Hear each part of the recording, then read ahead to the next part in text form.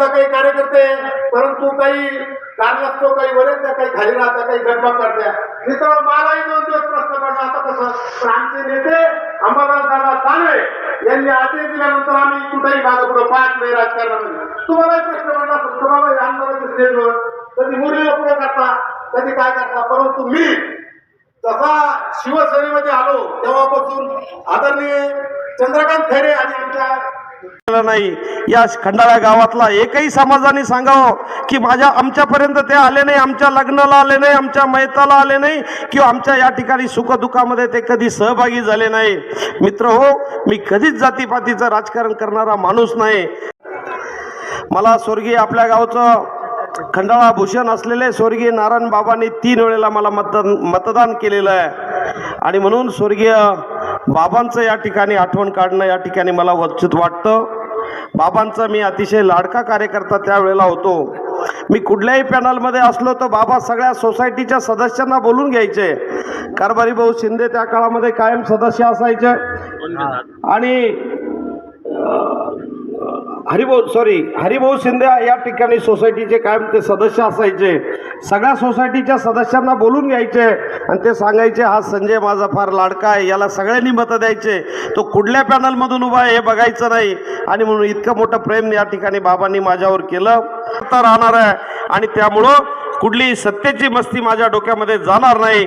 मला या निवडणुकीमध्ये आणि हुसेनबाईला या पंचायत समितीच्या गणामध्ये, सुनीताताईंना पंचायत समितीच्या गणामधून शिवगणातून या ठिकाणी प्रचंड मताने विजयी करावं अशा प्रकारचं आवाहन करतो. आणि खंडाळा गाव मोठं आहे दादा, जवळपास 9,500 मतदान या खंडाळा गावामध्ये आहे. 25,000ची लोकसंख्या आहे. जर भविष्यामध्ये निश्चित दादांचं सहकार्य असणार आहे, या गावाचा चेहरा मोहरा बदलल्याशिवाय मी राहणार नाही. या गावातले रस्ते असतील, पिण्याच्या पाण्याची व्यवस्था असेल, सार्वजनिक शौचालयाची व्यवस्था असेल, या तुंबलेल्या गटारी असतील किंवा रस्त्याचे कामं असतील, ही सगळी प्रश्न आणि त्याचबरोबर जी शेतकऱ्यांची जी अडलेली प्रश्न आहे, काय भयान परिस्थिती शेतकऱ्यांची. विहीर करायची तर 50,000 रुपये मोजावं लागतात, गोठा करायचा तर 40,000 रुपये मोजावं लागतात, त्या ठिकाणी शेततळं करायचं तर 30,000 रुपये द्यावे लागतात.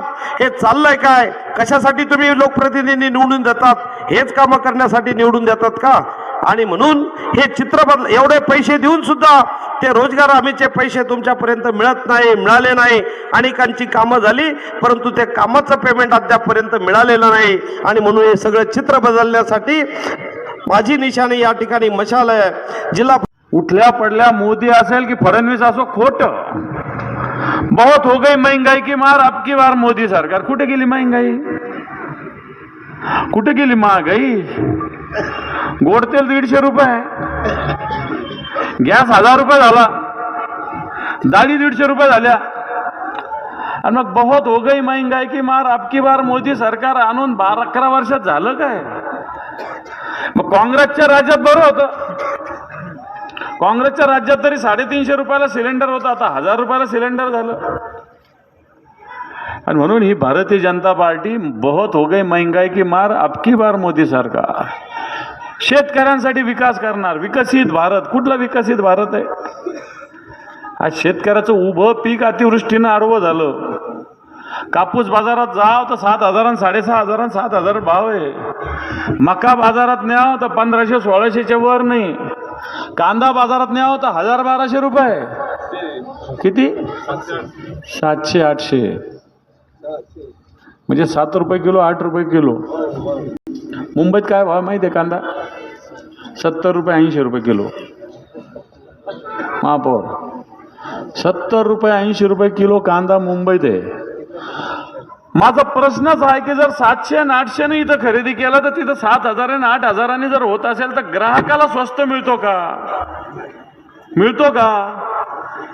जर 700-800 मुंबईत झालं तर आमच्याकडून 5,000 घ्या ना, 500-600 घ्या ना, 5,000-6,000 घ्या ना.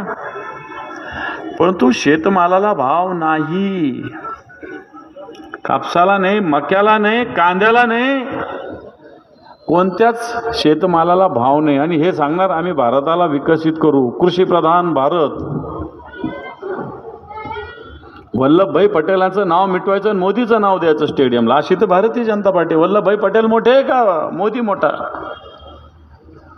पण तो अशा पद्धतीनं भारतीय जनता पार्टीचं काम चालू आहे. आणि म्हणून या सर्कलमध्ये सुद्धा संजय पाटील निकम एक उमेदवार शिवसेनेनं दिलेले आहे.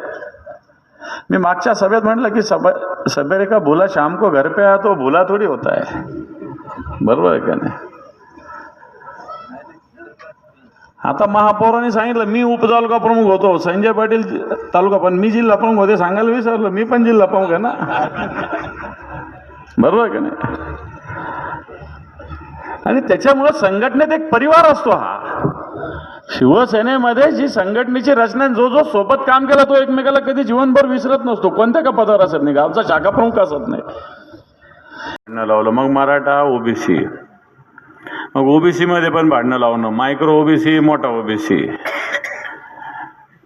आणि मला असं वाटतं असं सगळं करून स्वतःची राजकारणाची पोळी भाजणं हे भारतीय जनता पार्टीचं काम आहे. आणि तीच भारतीय जनता पार्टी नेमकी आपल्या समोर उभी आहे. आणि म्हणून याच भारतीय जनता पार्टीवर आता आपण सगळ्यांनी एक व्हावं लागेल आणि या भारतीय जनता पार्टीला फेक करावं लागणार आहे आपल्याला या निवडणुकीत. कारण भारतीय जनता पार्टी फेकच आहे, एकदम फेक, प्रत्येक गोष्टीत फेक. आता मी सहज आता संसदेच्या बातम्या वाचत होतो, बघत होतो. संसदेतून 6 खासदारांना निलंबित केलं. काल राहुल गांधींनी एक मुद्दा उपस्थित केला. काय मुद्दा उपस्थित केला? एक मनोज नरवणे नावाचे सैनिकी अधिकारी यांचं एक पुस्तक आहे आणि या